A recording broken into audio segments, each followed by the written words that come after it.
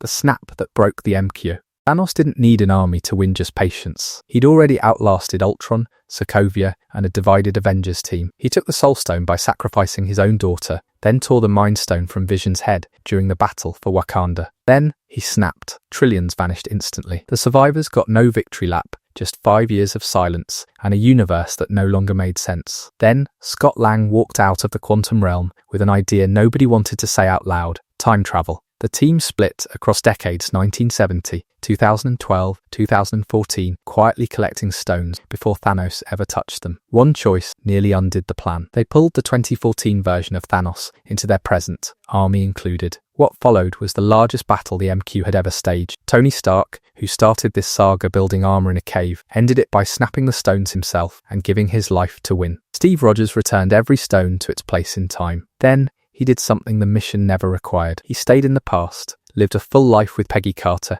and came back only to hand his shield to Sam Wilson. The saga that began in a cave ended with one quiet goodbye. The multiverse creates doom. One dead man broke the only rule holding reality together. He who remained, a Kang variant, had spent decades secretly pruning any timeline that dared to branch off the sacred path. Loki learnt this after the Avengers accidentally pulled him out of 2012 and into the Time Variance Authority.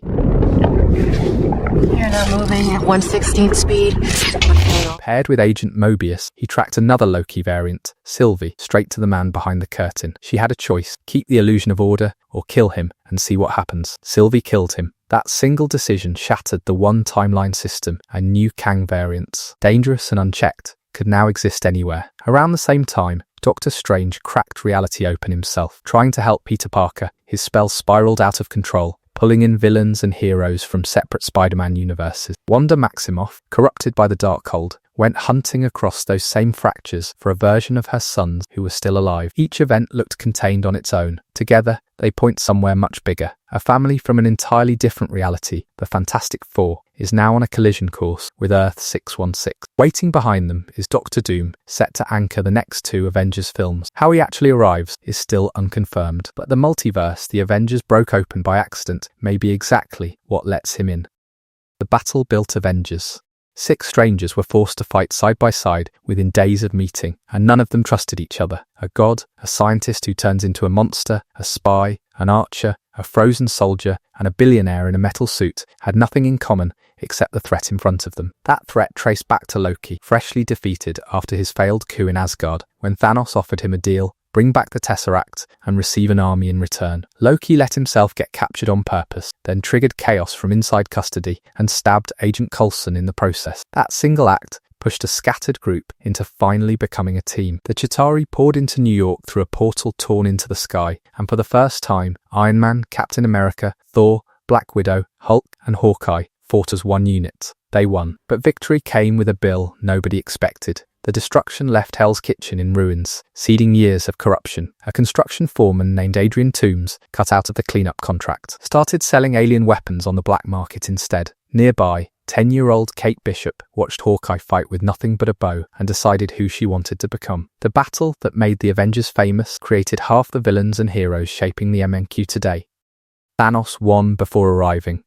The team that saved New York didn't fall to a villain, it fell apart on its own. Hydra had been hiding inside S.H.I.E.L.D. since World War II, and when Captain America and Black Widow finally exposed it, S.H.I.E.L.D. collapsed. That left the Avengers with no oversight. Trying to fill the gap, Tony Stark and Bruce Banner built an AI meant to protect the world. It turned against them immediately. Ultron's rebellion leveled the country of Sokovia, and that single disaster gave governments the excuse they'd been waiting for: the Sokovia Accords, a set of rules designed to put superheroes under official control. Tony supported it. Steve refused. That disagreement cracked years of trust. Into that exact crack stepped Helmut Zemo, a man who'd lost his family in Sokovia and wanted revenge without ever throwing a single punch. He didn't need to fight the Avengers. He just needed to expose one fact: Bucky Barnes, brainwashed years earlier, had killed Tony's parents.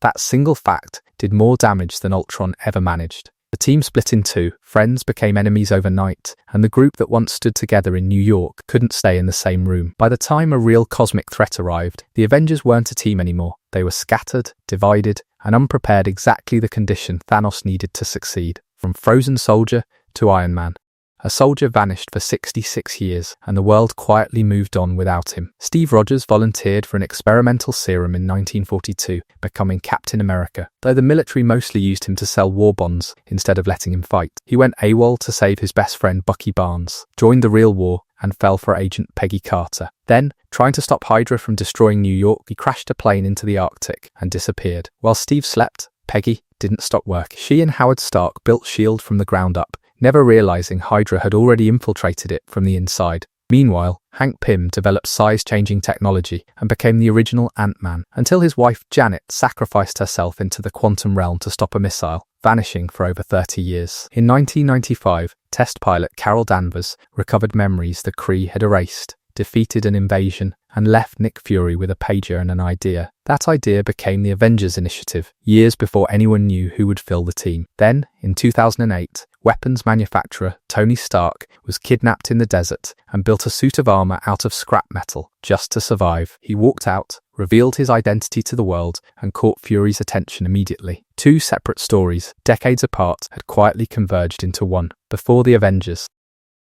every power the Avengers ever used already existed on Earth long before any of them were born. Before the Big Bang, the Celestials, led by Arishem the Judge, shaped the first planets and life forms. The 6 singularities they left behind became the Infinity Stones. To manage the life they seeded across the universe, they created the eternal synthetic being sent to fight monstrous deviants on different worlds. 10 of them arrived on Earth in 5000 BC and protected humanity for centuries, forgotten by the people they saved. Around the same era, 2 vibranium meteors struck the planet. One landed in Africa, giving rise to Wakanda and its line of Black Panther King. The other crashed near the Yucatan, mutating undersea life and creating the underwater kingdom of Talocan. About 1,000 years before today, a warlord named Xu Wenwu found 10 mysterious rings that granted him immortality and godlike strength. He built a criminal empire that shaped world events for centuries. Around the same period, practitioners of the mystic arts began training in secret to defend Earth against magical threats, groundwork that would later shape Doctor Strange's world.